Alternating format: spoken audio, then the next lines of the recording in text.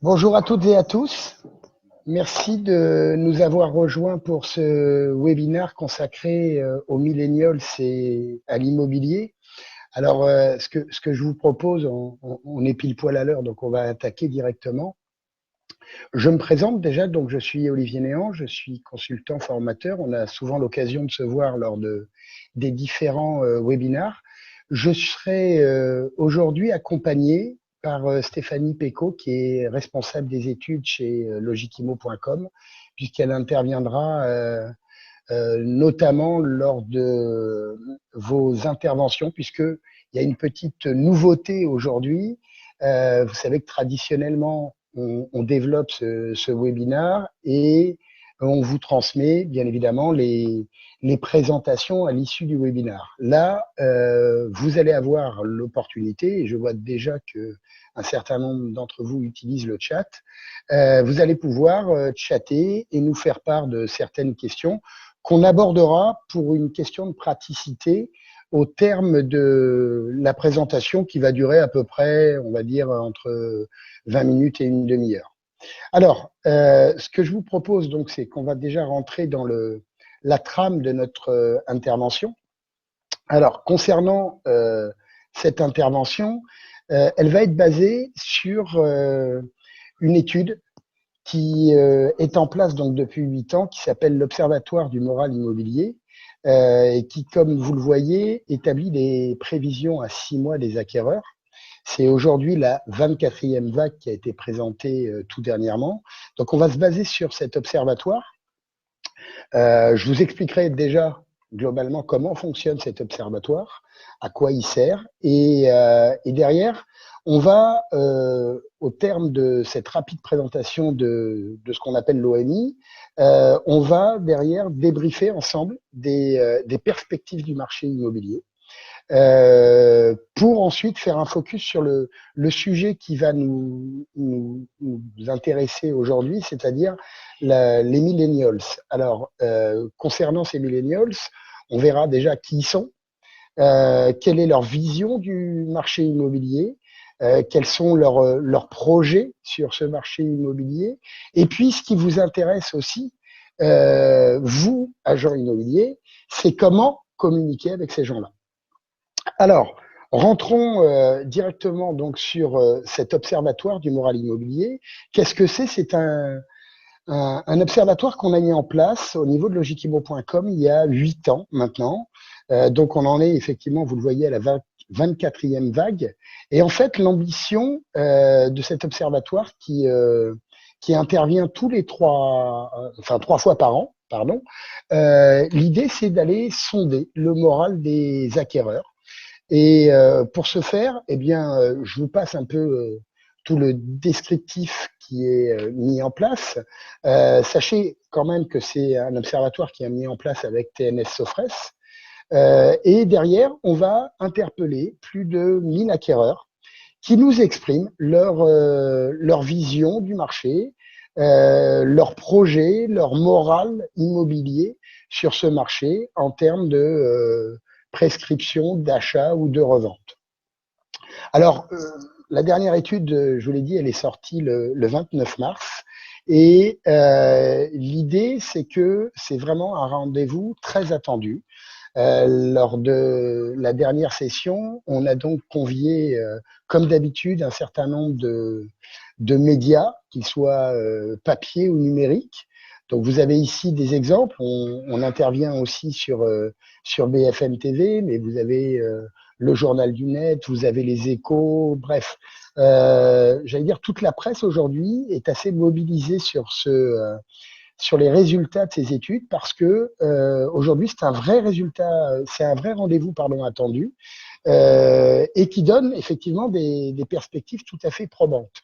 Alors si on se focalise déjà sur les premiers chiffres quand même sur le marché immobilier, et bien là je vais vous apporter de très bonnes nouvelles puisque les perspectives du marché 2018, ben, elles sont excellentes dans la mesure où aujourd'hui on est sur une demande qui est très dynamique.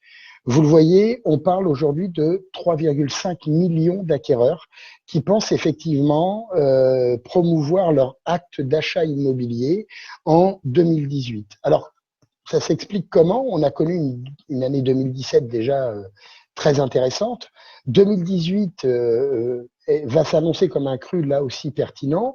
Pourquoi? Parce que les taux restent attractifs et on observe aussi une stabilisation globale des prix. Donc tout ça concourt à effectivement cette dynamique et c'est renforcé aussi par, si vous voulez, un aspect plutôt un vent d'optimisme chez les acquéreurs, puisque vous voyez que 75% d'entre eux, liés aussi à, j'allais dire, un pouvoir d'achat qu'ils jugent plutôt positif, 75% d'entre eux considèrent que 2018 va être le bon moment pour acheter une maison ou un appartement. Alors ça, c'est la vision globale du marché. Sachez que pour aller plus loin sur j'allais dire la vision globale du marché, eh bien, il y a effectivement tout ce qui est sorti dans la presse au niveau du retentissement de l'Observatoire du moral immobilier. Mais nous, il nous a paru important de faire aujourd'hui un focus sur une partie de ces acheteurs. Et cette partie des acheteurs, c'est ce qu'on appelle les millennials.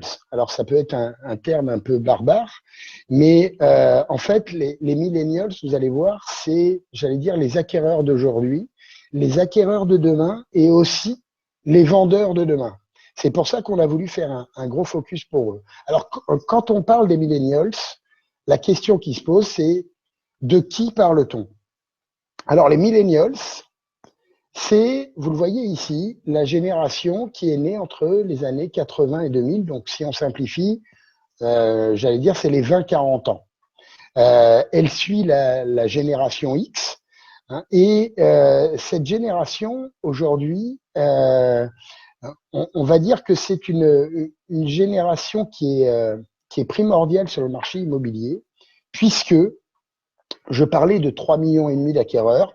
Les millennials représentent aujourd'hui 40% des acquéreurs potentiels en 2018. Donc on parle en gros de 1,4 million d'acquéreurs potentiels. Alors qu'est-ce qui gouverne entre guillemets ces gens-là? Il y a plusieurs critères, mais ce qui est intéressant, c'est de voir que il est intéressant de s'en préoccuper dès aujourd'hui de ces millennials parce que aujourd'hui, ce sont majoritairement des acheteurs pour 94% d'entre eux. Et vous voyez qu'on a déjà une petite portion qui est à la double casquette acheteur-revendeur. Donc, ce sont eux qui aussi, pour pouvoir se positionner sur le marché aujourd'hui, vont devoir revendre un bien. Mais aujourd'hui, pour vous, agents immobiliers, se préoccuper de ces gens-là, ça veut dire que derrière, ce qui va se passer, c'est que dans 5-6 ans, ce sont vos vendeurs de demain. C'est eux qui vont venir. Et parce que la famille s'est agrandie, notamment, parce qu'il y a un nouveau projet d'agrandissement ou un pouvoir d'achat qui est plus conséquent, ça veut dire que ces gens-là vont revenir dans 5-6 ans avec les biens qu'ils vous auront achetés et qui vont les remettre sur le marché pour financer un achat effectivement éventuellement plus conséquent.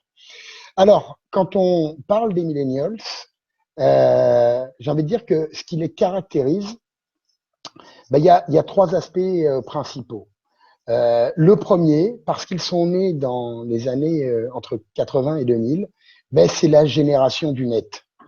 Cette génération Y, c'est ce qu'on appelle des digital natives. Donc, ça veut dire des gens qui sont nés avec le web, ce qui a des conséquences non négligeables vis-à-vis de leur comportement, puisque ça veut dire que quelque part, ils sont dans une réactivité, mais aussi une adaptabilité au monde qui les entoure. Et cette réactivité se gouverne parfois aussi avec une impatience vis-à-vis de l'information. Donc, premier point important, ils sont effectivement orientés web. Et quand on dit web, on dit aussi, bien évidemment, application mobile. Mais j'y reviendrai un peu plus tard, puisqu'il va être intéressant de voir comment communiquer vis-à-vis de ces gens-là. Le deuxième point qui les caractérise, Là, c'est une vision un peu plus, envie de dire, négative du millennial, c'est-à-dire que parce qu'il est né dans les années 80, c'est quelqu'un qui n'a connu, j'ai envie de dire, malheureusement pour lui, que un discours de crise, un discours de chômage, de précarité de l'emploi, etc., etc. Donc ça veut dire que aujourd'hui, ce sont des gens qui n'ont connu que des aspects négatifs, on va dire, du marché, mais ce qui va aussi induire des comportements, notamment dans leur mode d'achat aujourd'hui de l'immobilier. Mais ce qui est rassurant, c'est que quand bien même ils ont connu, j'allais dire, une période permanente de crise depuis les années 80, ils sont gouvernés par un optimisme permanent. Et cet optimisme, c'est ce qu'on retrouve chez tous ces millennials. Alors bien sûr, ils ont des caractéristiques un peu diverses, ces gens-là. Quand on parle de gens qui sont nés entre 80 et 2000, ça ne veut pas dire pour autant qu'ils se ressemblent tous et qu'ils ils ont tous la même façon de se comporter. Mais malgré tout, il y a cet optimisme permanent qui est né en fait autour de plusieurs aspects et notamment vis-à-vis de l'immobilier, on va le voir. Cet optimisme, il est flagrant parce que finalement, ils considèrent pour une majorité d'entre eux que c'est vraiment le bon moment d'acheter, quand bien même ils sont bercés par des inquiétudes sur le marché de l'emploi, sur les perspectives d'avenir au niveau de leur environnement personnel ou professionnel. Alors, lorsqu'on voit justement la perception des millennials, aujourd'hui, vous le voyez, 88% d'entre eux considèrent que c'est le moment d'acheter. Si on fait un comparatif avec les autres générations, ils sont 67% qui s'expriment de manière positive à ce niveau-là. Donc on voit qu'ils sont vraiment bercés, ces millennials, par un optimisme flagrant. Et ceci, j'allais dire, va se traduire aussi dans les principales motivations. Ce qui gouverne cette volonté d'acheter aujourd'hui, c'est qu'ils veulent devenir propriétaires et commencer à se constituer un patrimoine. Alors, ça n'est pas neutre parce que cet optimisme des millennials, il naît aussi du fait que pour eux, ils considèrent que les taux sont attractifs, qu'il y a une forme de stabilisation des prix, et donc que c'est le bon moment pour se lancer. Alors il y a effectivement cette volonté aujourd'hui à la fois de devenir primo-accédant, mais en même temps de commencer, pourquoi pas, à constituer ce patrimoine parce que c'est aussi une génération qui sait très bien que, j'allais dire, compter sur la retraite demain, on a une forme d'indécision. Donc c'est aussi le bon moment pour commencer d'entrée de vie professionnelle à construire comment s'appelle ce patrimoine pour des demain, des lendemains, j'allais dire, plus profitables. Alors, si je continue sur les millennials et sur cette génération Y, la question à se poser, c'est OK, ils sont optimistes. OK, c'est aujourd'hui 40% des acheteurs, mais quel est le projet d'achat qui les mobilise sur cette année 2018? Alors, on pourrait les penser totalement urbains, mais quand on regarde par rapport aux autres générations, on se rend compte d'une chose, c'est que finalement, ce sont des gens qui sont à la fois orientés centre-ville, mais qui sont aussi périphérie et, j'allais dire, de la même manière que les autres générations, pour 17% d'entre eux, habiter en campagne ne les rebute pas. On a aussi parmi les millennials, n'oublions pas, une génération qui est assez écolo et qui, j'allais dire, est orientée sur, j'allais dire, du moindre transport ou du home office. Donc, clairement, on a, j'allais dire, pour ça, une répartition assez hétéroclite du type d'environnement dans lequel ils cherchent aujourd'hui un logement. Alors, pour quel type de projet? On le voit massivement pour 85% d'entre eux. Ce qui les anime, c'est d'acquérir demain leur future résidence principale, mais on en a parlé et on reviendra dessus, pour 11% d'entre eux, l'investissement locatif reste effectivement une possibilité. Et on le voit que, comparativement aux autres générations, bien évidemment, le côté résidence principale est, j'allais dire, le moteur premier de leur volonté d'acquérir demain un bien immobilier. Alors, lorsqu'on parle des millennials, on s'est tourné vers eux et on s'est dit, ben voilà, quelle a été aujourd'hui votre toute première démarche dans le cadre de la recherche immobilière? Et on se rend compte, mais ça n'est pas surprenant en soi, on se rend compte que le premier critère d'établissement de leur recherche immobilière se fonde sur leur capacité budgétaire, leur capacité d'emprunt. La deuxième référence pour eux va être le périmètre géographique. Et là, on voit qu'il y a une vraie différence par rapport aux autres générations, puisque c'est vraiment la capacité budgétaire de ces millennials qui emporte au premier chef la démarche d'acheter et qui est critérisée en premier dans la recherche immobilière de leur logement futur. Alors, si on continue, on parle de capacité budgétaire, on parle de capacité d'emprunt. Il faut savoir qu'aujourd'hui, les millennials, parce que justement, on parle d'une génération entre 20 et 40 ans, force est de constater qu'on est sur des budgets, sur des petits prix, mais en même temps, on a pour 40% d'entre eux des budgets qui avoisinent entre 200 et 400 000 euros. Alors, bien évidemment, ce budget, il est à rapprocher, j'allais dire, du marché immobilier régional. Il va de soi que lorsqu'on parle de marché parisien ou même aixois, en tout cas sur les grandes métropoles, ça peut apparaître sur des budgets, j'allais dire, plutôt restreints. On sera donc sur des petites surfaces. Mais bien évidemment, dès qu'on s'éloigne des grandes villes, on vient à toucher des logements beaucoup plus conséquents, notamment lorsqu'on parle de budget entre 200 et 400 000 euros. Alors, la question, c'est qu'est-ce qu'ils achètent? Vous le voyez, majoritairement, il y a une vraie répartition entre l'appartement et la maison. On est autant sur les autres générations, on a des générations qui sont plus portées sur la maison, autant là, on a une vraie répartition équitable entre les différents types de biens que vous pouvez proposer demain dans le cadre de vos portefeuilles immobiliers. Ce qui est intéressant, et là, on va, comment ça s'appelle, faire un petit focus, leur recherche, elle s'oriente dans le cadre de ces achats d'appartements ou de maisons, majoritairement sur de l'ancien, pour plus de 50%, mais on le voit, ils investissent aussi dans le neuf, pour 26% d'entre eux. Ça veut dire que, et là, lorsqu'on parle du neuf, on parle aussi de cet investissement locatif, d'autant que aujourd'hui, c'est une génération, on l'a vu, qui est très soucieuse de sa capacité budgétaire, et que ce sont des gens qui vont être éligibles, pour nombre d'entre eux, à tout ce qui est effectivement prêt à taux zéro. Donc, ça veut dire qu'aujourd'hui, dans leur projet immobilier, la capacité budgétaire, elle est importante.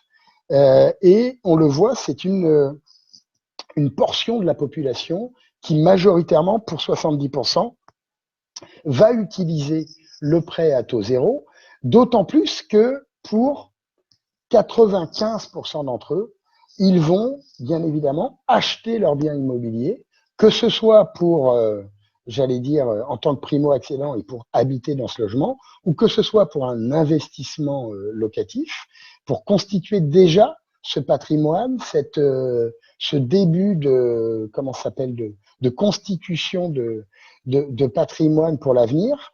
Ils utilisent majoritairement donc le prêt immobilier, ce qui n'est pas sans intérêt. On va le voir dans le comportement qu'ils vont avoir, notamment vis-à-vis de vous, agents immobiliers. Mais je vais y revenir dans quelques instants. Alors, lorsqu'on parle de ces millennials, on a parlé de leurs critères. On dit que le premier critère, ben, c'est la capacité budgétaire. Derrière ça, pardon, ce qui est intéressant de voir, c'est dans le cadre de leur requête immobilière, sur quels critères serait-il prêt à faire des concessions? Et on le voit, sans surprise, le prix de vente ne va pas faire partie, ou pour très peu d'entre eux en tout cas, des concessions sur lesquelles ils vont accepter de déroger. Ils ont une capacité budgétaire qui reste très encadrée, avec derrière l'utilisation du prêt à taux zéro. Donc ça veut dire que s'ils doivent faire demain des concessions dans le cadre d'un achat immobilier, cela portera plus sur soit la surface du bien, soit la localisation du bien, majoritairement. Alors, on a parlé du profil. Qui sont-ils? Qu'est-ce qui les caractérise? Dans leur requête immobilière, on le sait, ce qui les distingue d'entre eux, c'est que déjà, pour 40%, ils vont représenter vos acquéreurs de demain, avec donc les éléments dont on a parlé concernant leur projet d'achat immobilier. Maintenant, ce qui vous intéresse à vous, bien évidemment, l'agent immobilier, c'est comment communiquer avec eux. Et quand on parle de communication, ça veut dire comment vous, agent immobilier, vous allez être en mesure, de manière optimale, d'interpeller ces gens-là. Alors, lorsqu'on s'intéresse donc dans le cadre de ce projet immobilier, on a parlé de leur, de leur digital native en termes de comportement. Ils sont bercés par le web, ils sont bercés par les applications. Clairement, ils ont le portable à la main ou l'iPad à la main aujourd'hui, mais force est de constater que dans le cadre d'un achat immobilier, eh bien, ils vont majoritairement se tourner sur la captation de conseils. Et les premiers vers lesquels ils vont se tourner, bien évidemment, c'est la famille, les amis, les collègues. En clair, ça veut dire que demain, ne soyez pas surpris si, lors des visites que vous allez organiser de biens immobiliers avec eux, j'ai presque envie de dire qu'il y a toute une tribu qui se présente à la porte du bien immobilier, parce qu'il y aura non seulement ces fameux millennials, mais il y a fort à parier que les parents ou un représentant des parents ou des amis vont les accompagner sur le lieu de visite et donc, j'allais dire, les orienter dans leurs critères de choix et dans leur motivation sur tel ou tel bien. Donc ça, déjà, ça veut dire que on peut être digital native, mais on n'est pas coupé de l'humain. C'est d'autant plus important que derrière, et là, ça va vous faire grandement plaisir, ils ont beau être web, j'allais dire majoritairement dans leur consultation, force est de constater que derrière, eh bien, vous faites partie grandement du paysage de leur achat immobilier, puisque pour 58%, ils vont se tourner vers les agents immobiliers.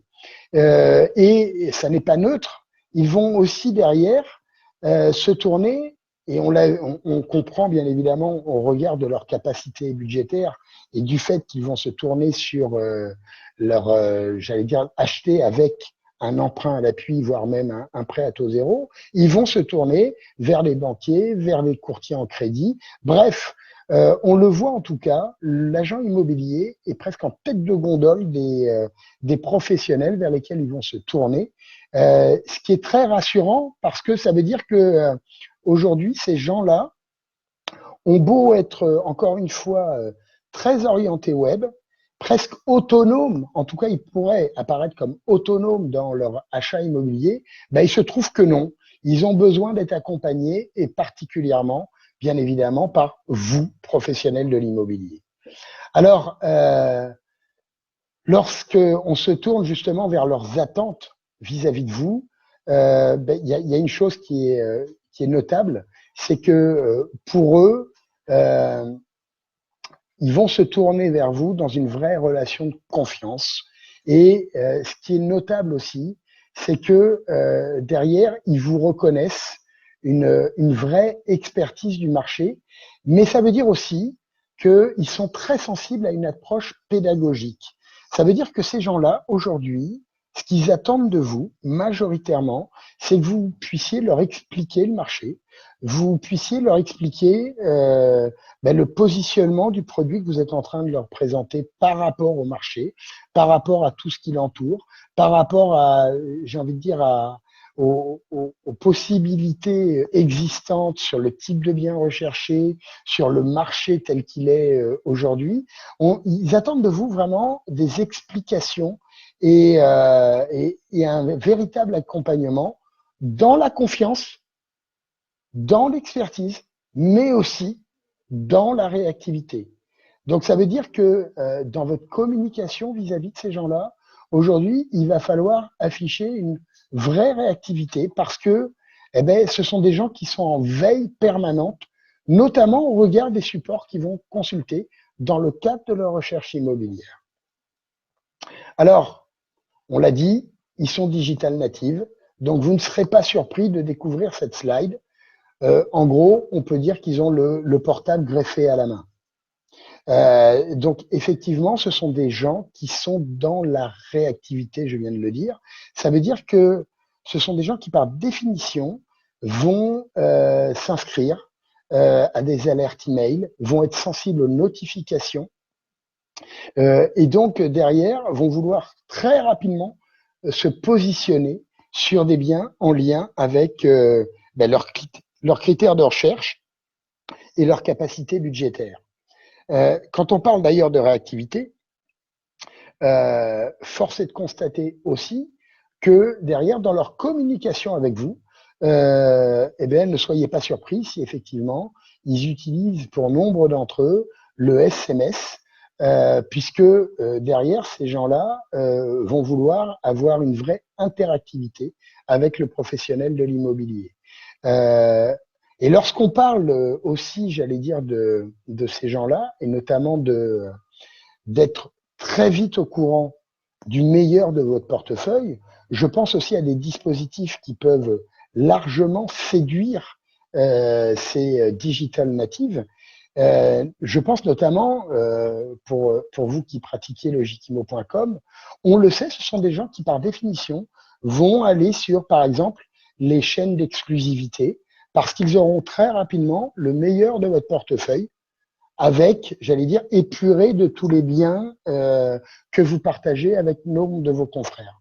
Donc, on est vraiment sur une génération réactive, j'allais dire volontariste dans sa démarche, et qui va être sensible à cette interactivité, notamment donc avec vous, puisqu'on voit que vous êtes un acteur privilégié de leur recherche immobilière. Alors, la question à se poser, c'est aussi, bien évidemment, on parle, j'allais dire, de ce côté digital, mais ça veut dire que ces gens-là, aujourd'hui, parce qu'ils utilisent le digital, vous ne serez pas surpris de constater que effectivement, ils vont allègrement naviguer sur les portails immobiliers, sur votre site internet d'agence, d'où la nécessité, mais je pense que aujourd'hui vous êtes tous au fait de ça, d'être bien évidemment sur des sites qui soient web responsive, puisqu'on le sait, ils vont utiliser majoritairement leur portable pour aller à la consultation des annonces immobilières. Mais ce qui est notable, c'est que alors qu'on pourrait les penser, j'ai envie de dire, only web,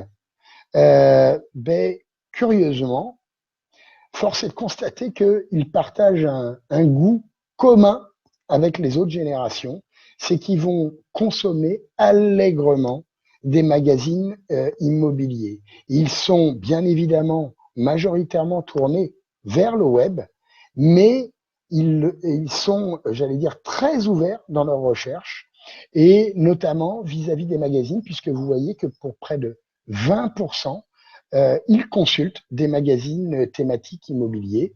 Et on retrouve d'ailleurs ce qui pourrait apparaître comme une surprise, mais on voit à la fin de cette consultation simplement les réseaux sociaux. Alors, quand on parle de réseaux sociaux, euh, on peut parler de Facebook, mais sur ces générations-là, on sera plus sur les réseaux, LinkedIn, WhatsApp, etc., puisque là, on est sur des générations, j'allais dire, qui commencent légèrement, pour certains d'entre eux, à se détourner des réseaux les plus notables et aller plus sur des réseaux de partage, notamment tels que LinkedIn, où ils vont, et on le voit notamment dans le cadre de leurs besoins de réassurance sur leur choix immobilier, ils consultent régulièrement leurs amis, leurs collègues, pour s'assurer effectivement du bien fondé de leur recherche.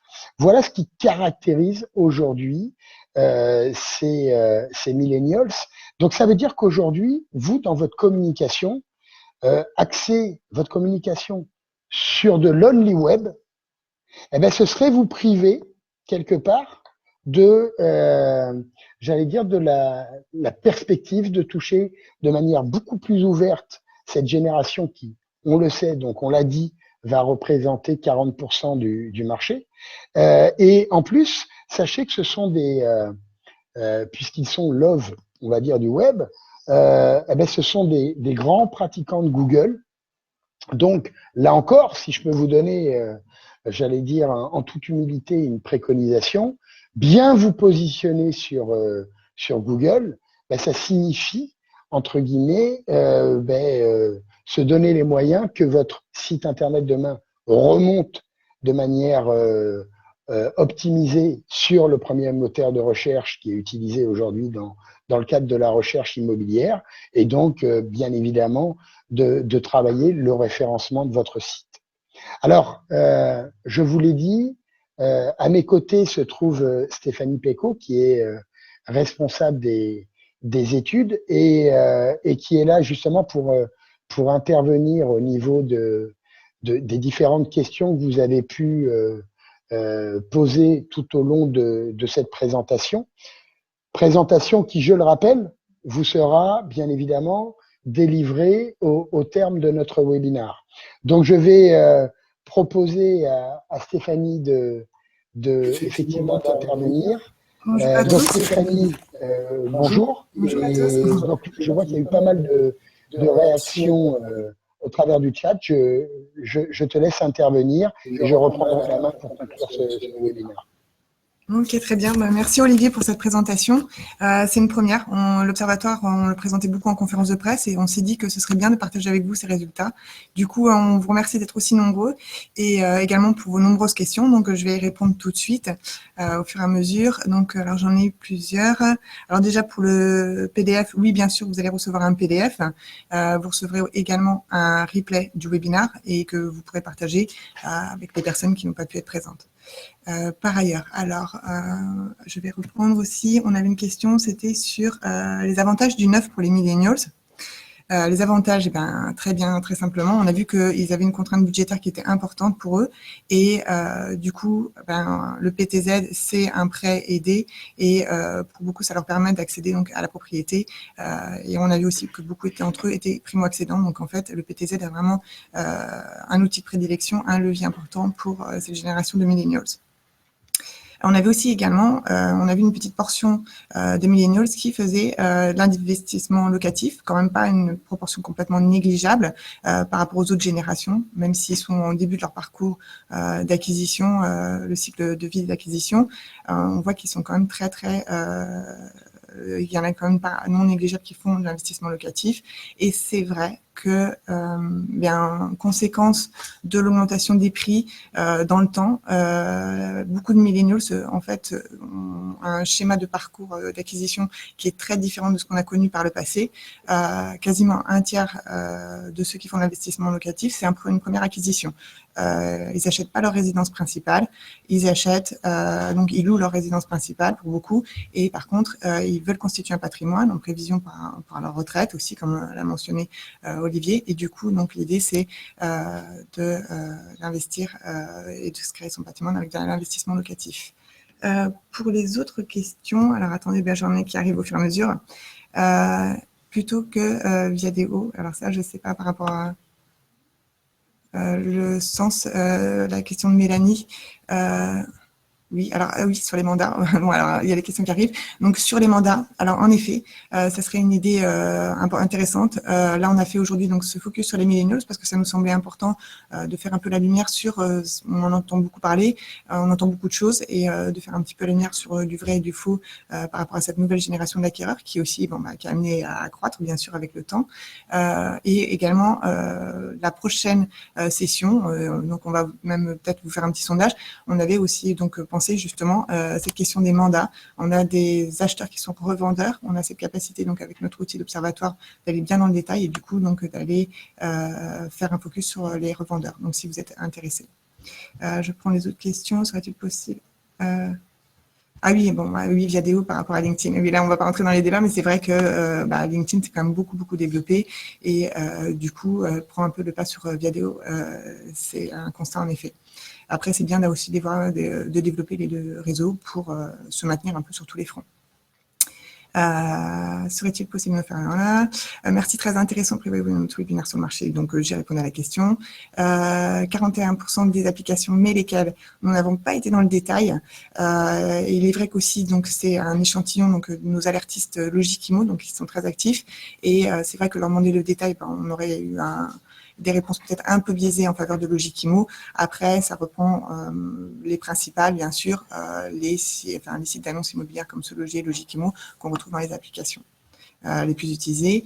Ce qui signifie, oui, pour le magazine, en effet. Alors, c'est 20%, on voit que c'est 20% aussi pour tous, pour toutes les générations. C'est vrai que le magazine n'est peut-être plus le média le plus général, mais c'est quand même, ça reste un média important pour la notoriété. Beaucoup, par exemple, connaissent Logikimo de par les présentoirs, les magazines et les agences qui s'y retrouvent à l'intérieur. Donc, et puis aussi 20% qui le lisent, mais aussi qui circulent aussi beaucoup auprès d'autres personnes. Donc, en fait, ça reste quand même un média très intéressant pour fortifier donc, la notoriété. Serait-il possible je reviens. Après, est-ce qu'il y a d'autres questions? J'essaie de revenir. Il y en avait quelques autres aussi. Donc, oui, on est en ligne. C'est du direct. Et voilà, je pense est-ce qu'il y a d'autres questions? Les prix du neuf sont beaucoup plus élevés qui correspondent au montant du PTZ. Non, oui, c'est vrai. Après, en fait, pour revenir sur le PTZ, donc c'est vrai que les millennials ont besoin d'apport. Pour beaucoup, c'est vraiment, ils n'ont pas eu cette possibilité. Et du coup, comme le PTZ est considéré comme un apport, c'est un moyen pour eux, c'est un levier pour pouvoir acquérir, même si c'est vrai que les prix sont souvent aussi plus importants. On pourrait aussi aller plus dans le détail justement par rapport à ça. Voilà. N'est-elle pas trop large? Ne faudrait-il pas différencier la génération Y et la génération Z? À la génération Z, en fait, ils sont quand même encore très jeunes et pas présents sur le marché immobilier. Du coup, ce sont quand même ceux qui sont nés à partir de 2000. Donc, en fait, on ne les compte pas actuellement vraiment sur le marché immobilier. Voilà. Quel est l'avantage? Voilà. Je pense avoir répondu à peu près à toutes les questions. Est-ce que... il y a encore d'autres questions, Festing? Oui.